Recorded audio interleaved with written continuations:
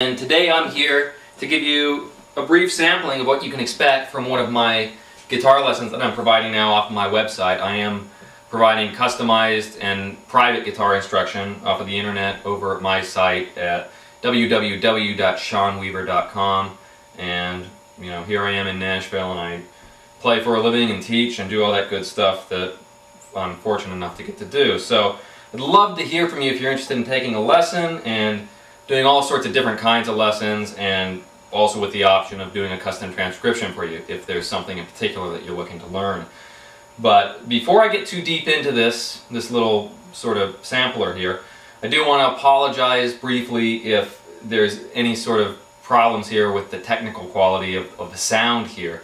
Unfortunately, I'm dealing with a lower quality microphone on this video recorder, and that can make it a little difficult to faithfully capture the tones. But for the lessons that I'm providing, I'm using a hard disk recorder and doing most of the lesson as an audio component, and then providing video of the left and right hand as need be.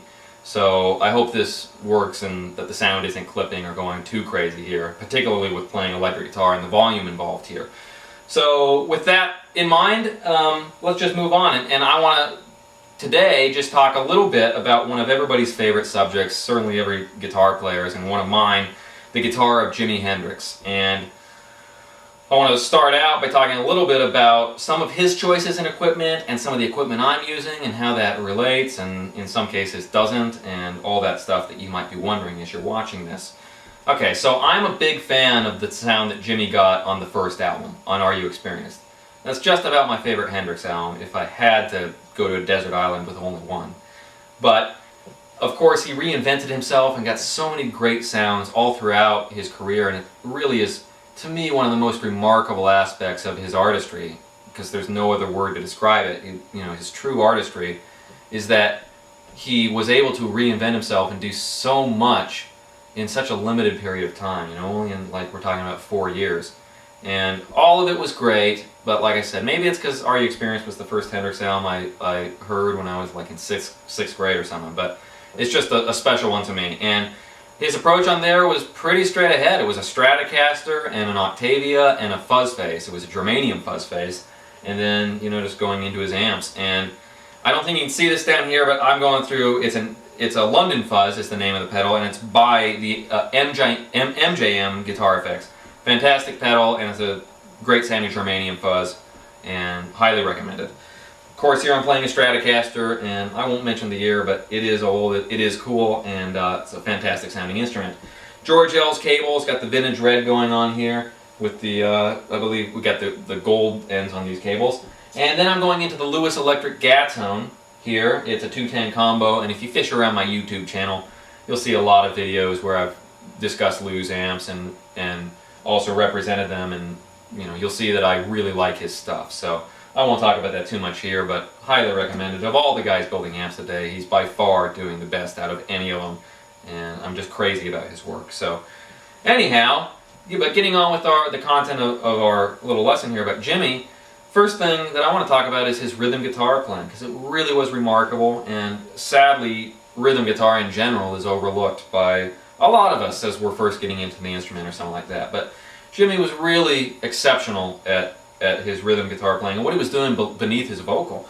And of course we're jumping forward here, but on like Axis Bold as Love and a million other things. He loved to use his thumb. He loved to wrap his thumb around that neck and to use it as to form the bass, in his chord voicing. So like Axis.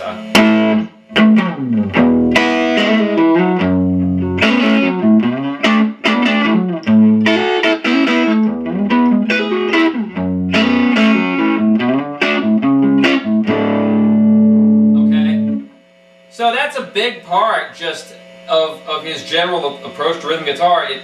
Using his thumb enabled him to use the other fingers of his left hand to do really cool hammer-ons and pull-offs and to get all those great sort of R&B kind of sounding licks going on. And as you get into the guitar more in depth, one of the really cool things about it, and one of my favorite things about teaching it, is that you see there's a tremendous amount of overlap in just the general philosophy of the guitar.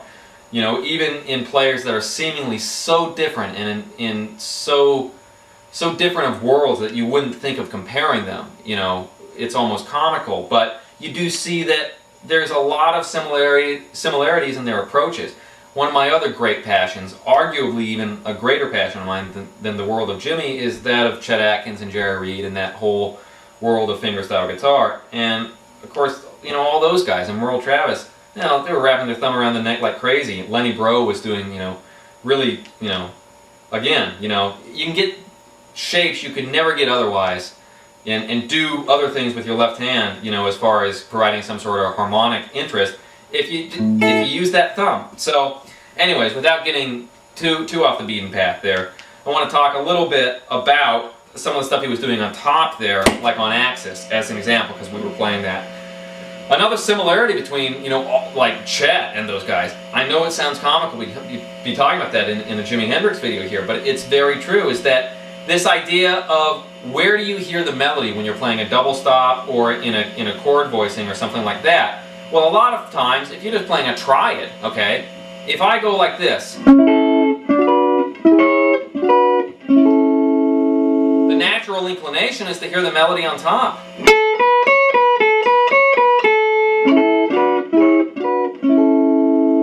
Okay? What you're hearing a lot of times in Hendrix's approach, and Chet did this all the time in his solos too, is that instead of using the top pitch, it's the lower pitch, like in the double stop or whatever. Or if it's in a triad, you know, maybe it's in the middle of the triad. But like in Axis, you got your index finger here at the 5th fret, and you're on the 2nd string and the 1st string, and just sort of doing a partial bar there. And then you're hammering on to the B string, not the E string.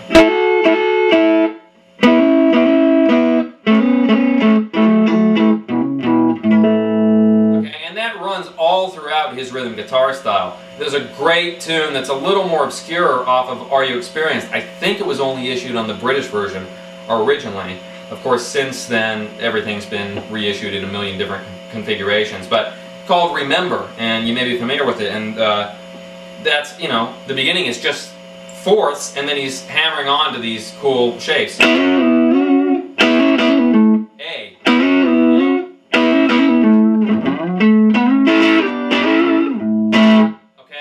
So stuff like that is really, you know, a very integral part of Jimmy's rhythm guitar, and also sort of, it's a bit ambiguous whether or not we're talking about rhythm guitar when we're talking about sort of these R&B kind of licks here, because of course then he was doing, you know, sometimes more traditional, just, you know, underneath his vocals.